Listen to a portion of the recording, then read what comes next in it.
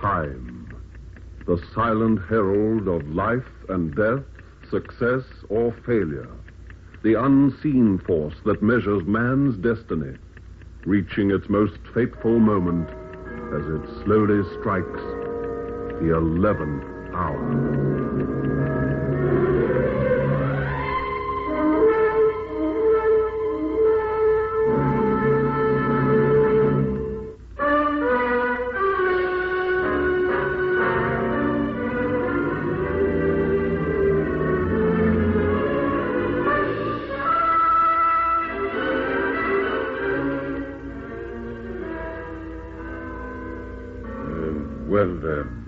How about another hand to rummy, Leo? It'll pass the time. Time? You don't think I've got much time left, do you, Warder? You think that in a few hours' time I'm going to take that last walk? Isn't that right? Well, now, Leo... But you're all wrong. No, you're not going to hang Leo Gorman in the morning. Look, why don't you stop fooling yourself, Leo? I'm sure it'd help if you just resigned yourself to the situation. They're not going to hang me. My brother will get me out of this. Leo, you killed a policeman. There's no power on earth that'll save you from the gallows. Now let me call the priest and you'll find... No. George won't let him hang me. He'll find a way. Clever fellow, George. He's got all the brains of the family. George will get me out of here. What's the time? 2 minutes past 10. 9 hours to go, eh? Well, that's plenty of time. George will think of something, you'll see. What about that game of cards? Okay. Deal 'em up.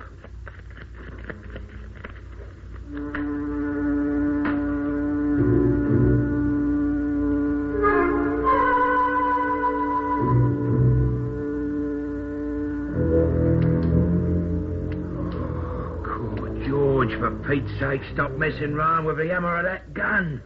Click-clack, all the time. Drive anyone crazy.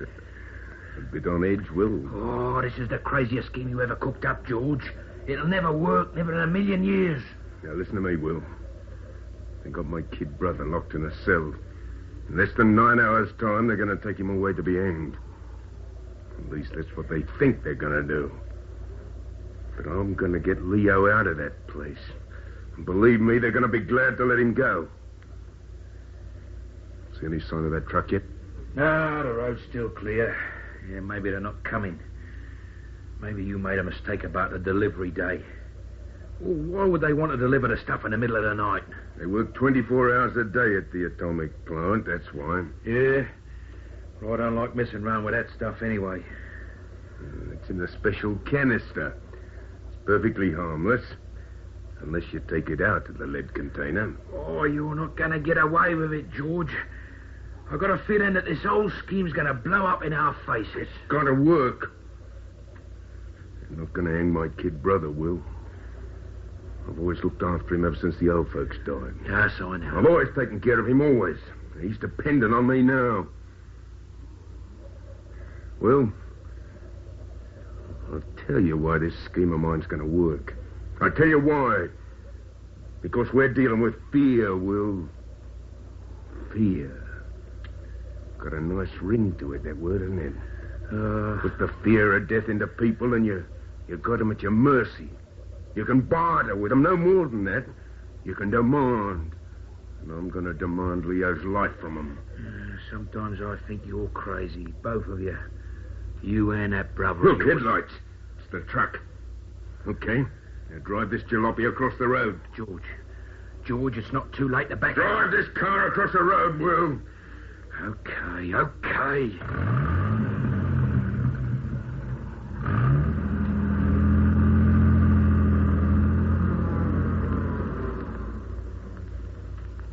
All right, let's get out and take up our positions.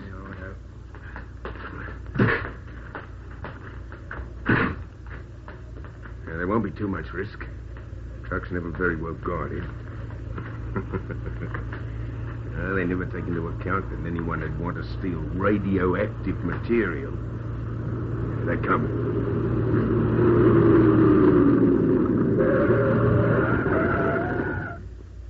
Hey, Look, driver, I'm in a spot of trouble here. Went into a skid across the road, and now the engine's stalled. I can't get it moving again. Well, I can't leave this track. Maybe I can work my way around you. Anyway, I'll try to get up here for you from Bixton. You put your hand on that gear lever, driver. It's the last thing you'll ever do. I had it snowed up. What? Hold it, Harry. I got you well and truly covered. You're not going to get away with this. Do you know what we're carrying? Sure I do. You're carrying some radioactive material from the atomic pile to the research center, and I want that stuff. But it's no use to you. You can't sell it. Can't I? Might interest you to know I'm going to use it to buy a man's life. Oh, come on, hurry it up, George. Come on, now, get out of there. Open the back of this truck. Don't do it, Len. If he doesn't, he's going to end up very dead. Len, look at that. Len. Now, shut him up, Will. Sorry to have to do this, mate. Why, you rotten...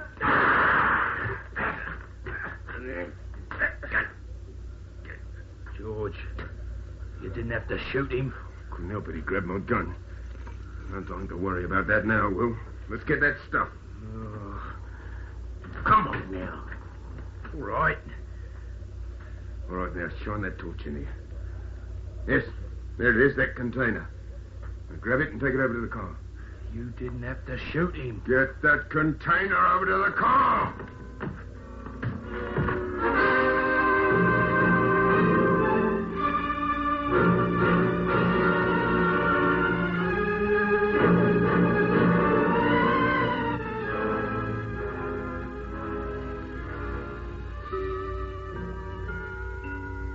No, Inspector, it's no use my going to bed. I never sleep on the eve of an execution. Well, Governor, this is one time you need feel no sympathy for the condemned man. He's a vicious killer. If anyone deserves to die, he does. You feel very strongly about this, don't you, Inspector?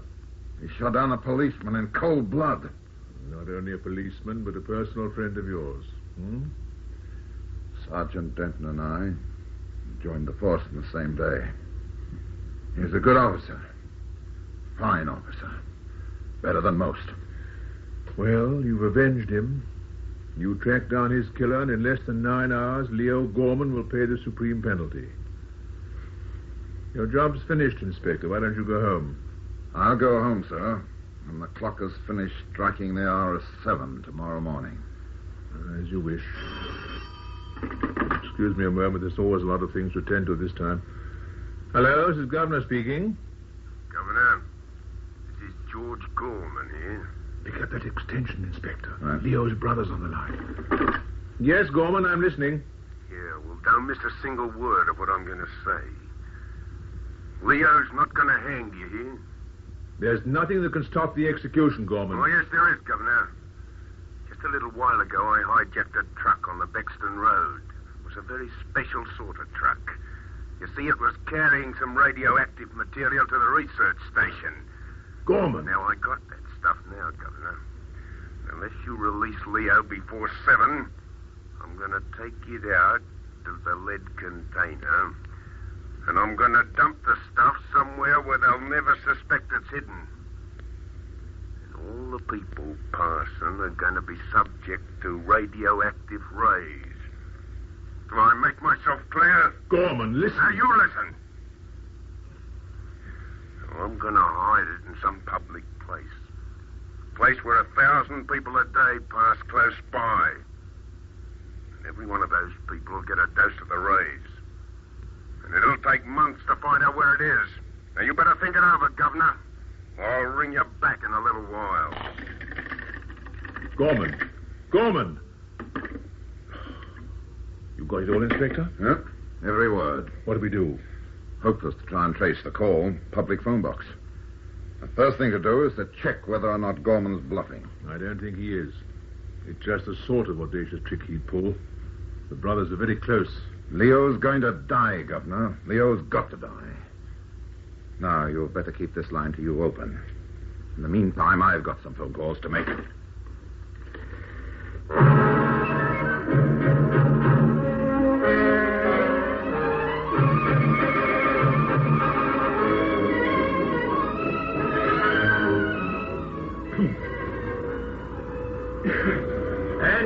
gentlemen, very briefly, is how the Geiger counter works. The amount of radioactivity in the immediate vicinity is recorded on this dial, and there is that distinctive crackling sound. Professor, can you tell us something about the material stolen? Just a brief outline. We have to hurry. Certainly, Inspector.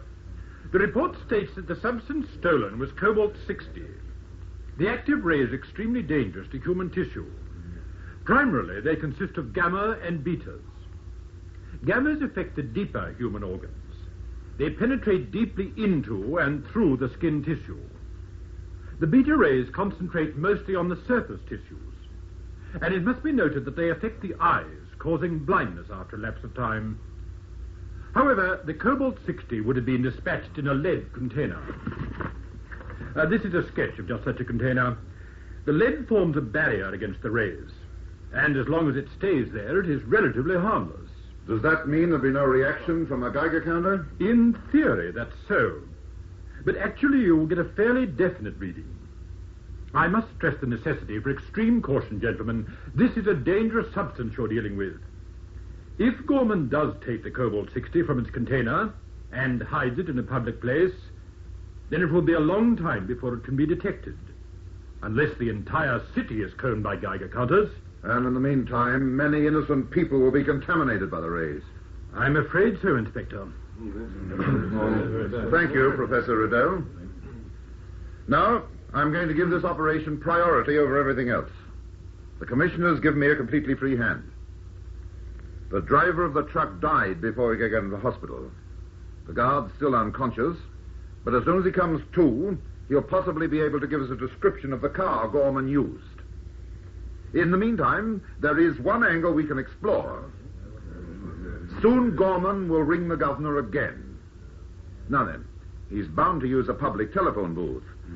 And the post office authorities have furnished me with details of every public telephone box in the city. Inspector Muir, would you arrange to have every box under close surveillance?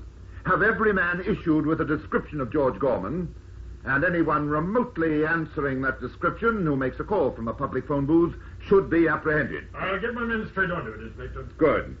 The flying squad detail is to stand by here, ready for immediate action. My men are waiting, Inspector. Post office technicians are ready to monitor any calls to the governor. They'll tell us immediately where the call is being made from. Get the flying squad there at the double.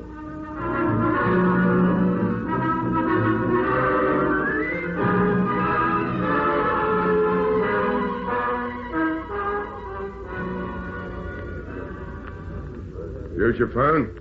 Go ahead and help yourself. Thanks. Come on, Will. I don't see why you couldn't have used a public box. I think we should keep out of sight. Now, the trouble with you, Will, is that you don't use the brains you were born with. Yes, I know. The police will have thought that we were going to use a public booth. And I'll guarantee they've got men stationed at every single one. They can't cover every cafe that happens to have a phone box, can they? You got through it? Yeah.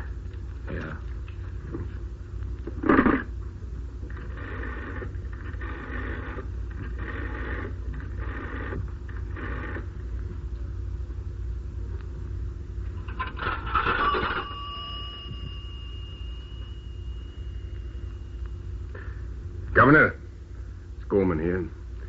Now, I'm not a fool, Governor, and I know that you've got the line tapped, so I want your answer quickly, you understand? What's going to happen to Leo, huh? What are you going to do, Governor? Now, they head up. I want to get out of here before the police trace this call.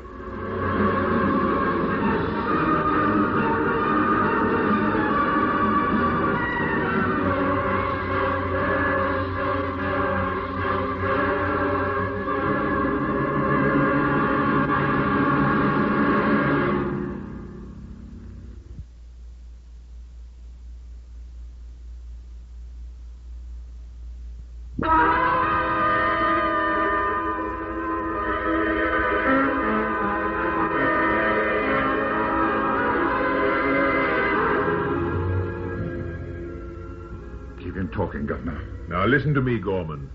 I cannot make decisions of this nature in such a short time. I'm going to give you just 30 seconds, Governor. Then I'm going to hang up and get out of here. 30 seconds, Inspector. No good.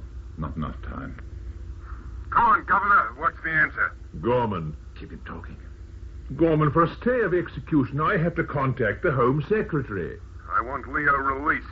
Otherwise, a lot of innocent people are going to get hurt. Now, what's your answer, Governor? Can't you ring me back later? 5, 4, 3, Gorman, listen. 2, 1. All right, that's it. Governor, your conscience is going to trouble you for the rest of your life. Gorman. Gorman! He rang off, Inspector. Did you trace that call? Just a minute, Inspector. I haven't got time to spare. Brabant's Roadside Cafe, Templeton Road, Harley. A cafe? He didn't use a phone booth. Ring that address straight through to the flying squad. Have them cordon off the district. Right away, Inspector. I'll never get there in time. Gorman would have left that place smart. He'll be miles away by the time Favisham's men get there. Flying squad's on its way, Inspector. Good. He might ring again. No. Oh, no, he wouldn't risk it. The only way we'd call him off now would be to release Leo, make it known that we've done it. By George, we're not going to do that. He's going to put the cobalt in some public place, take it from its container, and... Inspector, he'll expose himself to the radiation. It'll be as though he commits suicide. He's a dead man already, Governor. Because I'm not going to rest until I have George Gorman in a condemned cell. Governor here. The inspector there, sir. Oh, it's for you, Inspector. Hello? Yeah, Inspector, this is Grayson here at the hospital. The guard just came to. What did you get from him? There were 2 men involved, sir. From the description, it sounds as though the other fellow was Willis. He works in with Gorman sometimes. Yeah. Anything else? A dark green sedan parked across the street formed a barrier. What's his number? Well, he wasn't able to get it, Inspector. He said it was a fairly new sedan, though, maybe 2 or 3 years old. It would be. I'll stand by in case anything else comes through, sir. Yes, all right.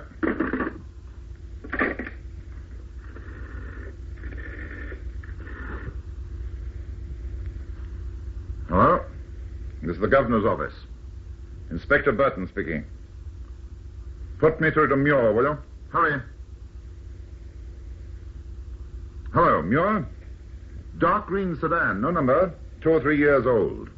Better stop every car in the city that answers that description. Yes, every one. Detail off the men with the Geiger counters for it. Is it any good, Inspector? Is there any chance of catching him before he dumps that cobalt? Yes, there's a chance, sir. There's a chance. Though with every moment that passes, it grows less and less.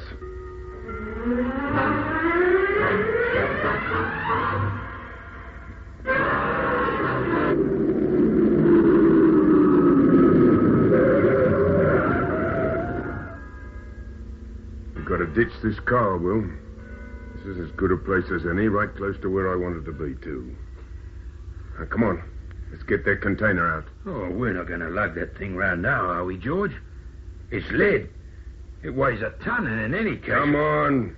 Let's get it out. Oh, now, look, you're not going through with it now, are you? I mean, well, you were only bluffing, weren't you, George? Not on your sweet life, I wasn't. They and Leo and a lot of other people died, too, Will. Oh, you're crackers. You won't gain a darn thing. You remember what I told you about fear, Will? It's a terrific power. You make thousands of people tremble. You send a whole city into panic. George, I'm tied in with one murder already. But I'm not going to have anything to do with wholesale slaughter. Let's ditch the car and the container and light out. Well, you make one false move and I'll kill you. You understand that, Will? I'll shoot you down where you stand. Now, let's get that container out of the back. Well, come on, Will. Yeah, we'll not be able to carry that thing far. Far enough. Now, come on.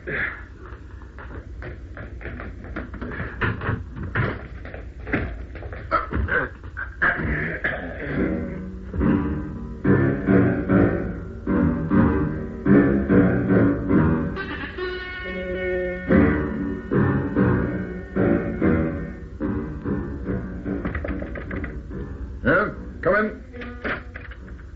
What is it, Sergeant? One of Inspector Muir's men reports finding an abandoned green sedan, sir. They went over it with the Geiger counter, and there was a very definite register. This is it. Get me a map of the city. Over there. Hurry. This one, sir? Yeah, that's it.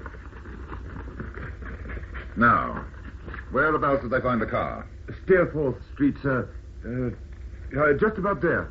Fairly suburb, eh? News, Inspector? All right, Sergeant. Have all units standing by. Very good, sir. Fairly suburb. News, Inspector? Yes, they found the car. Steerforth Street, Fairly. That means they've only ditched their car, surely. Yes, Governor. And until such time as we receive a stolen car signal, they'll be on foot. They're carrying a lead container. It'll be darn heavy. I doubt they want to lug it very far. So? It's my guess that Gorman's going to hide the cobalt very close to Steerforth Street. He's probably carrying it to the place he's chosen right at this very moment. Then the thing to do is to find a fairly public place in Fairlea, a logical place for him to hide the cobalt. There must be hundreds of places like that. Fairlea's a pretty big suburb. Yeah, let's have a look at the map. Well, then it'll have to be somewhere that's deserted right now. That rules out the railway station. And phone booths. He knows we're watching them, evidently. I'll steer clear of them. The public library's out, so the other public buildings are all locked up. I suppose he could be thinking about forcing his way into... Wait a minute.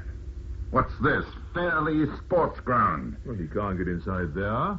The turnstiles will be locked. The turnstiles? You could slip a capsule of cobalt somewhere around a turnstile easy enough.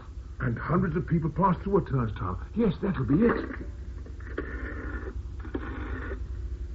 Get me Muir. Hurry. Hello, Muir. Now listen carefully and act on this immediately. Call all units, have them converge on Fairlea Sports Ground. Now, this is something of a long shot, but it's a logical one.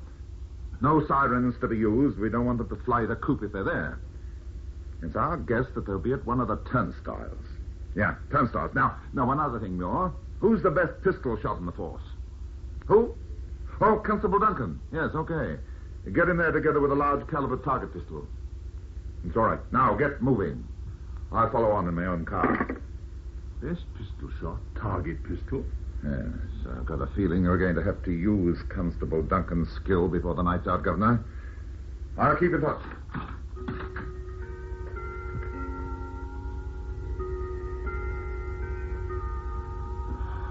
I hope he gets them in time.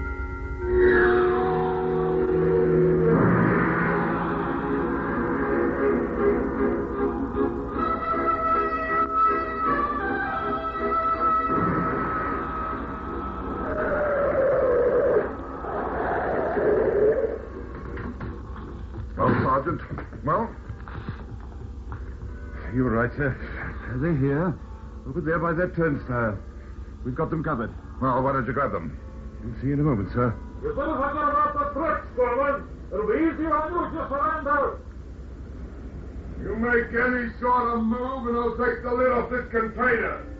And you'll all get the radiation. He'll do it, too. You see, Inspector? We make one move and he takes the lid off that container. And the radiation contaminates us all. He's bluffing. Oh, I don't think so, sir. He's a three-time loser. With a murder count hanging over him. If he doesn't die here, he'll die on the gallows. Yes, but surely if we rush him now... Look at the faces of our men, sir. They're taking it by and large. They're a pretty rugged bunch. But that's cold fear on their faces, Inspector. See, they're dealing with something beyond their ken. Where's Constable Duncan? Here, sir. Inspector Muir gave you that target pistol? I have it here, sir. A 32 caliber long barrel job. Do you think you could hit Gorman from here? Yes, sir. I don't want him killed, Constable. I want him away from that container. Perhaps if you could hit his arm or shoulder. I understand, sir. I'll try. Hand me that speaker.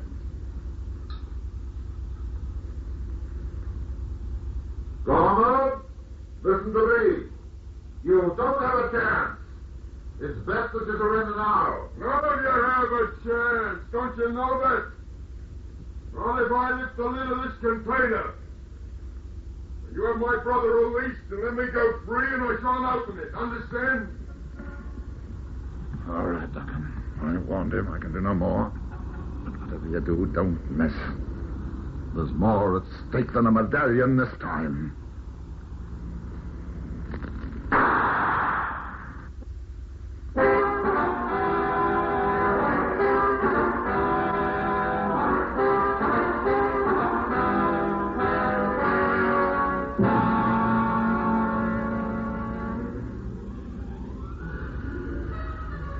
Job's on, Warder. Won't be long now, Leo. You're kidding. There isn't going to be an execution. George will get me out of this. You can't give a bloke like George down. Got all his buttons on, old George. Want a cigarette? So what if I do? So. Nice brand. Anything else you want, Leo? What's the time? We should hear something soon. Leo, you might as well face it, son. There'll be no reprieve. So you know George will give me a...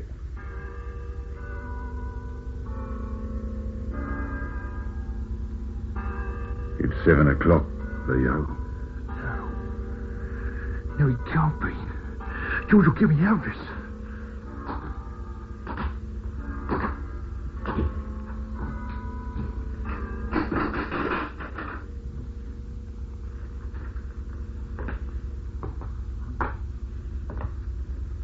It's 7 o'clock, Leo. Time to go.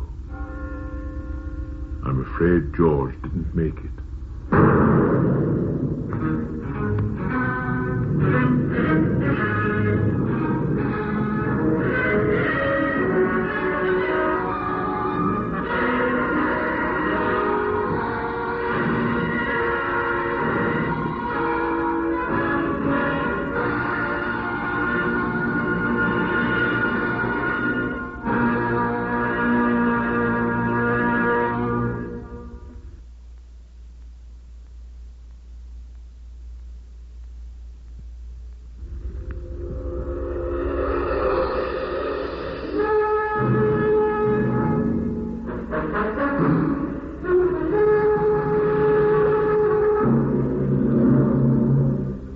Be listening for another mounting drama of action and suspense when we again bring you the 11th Hour.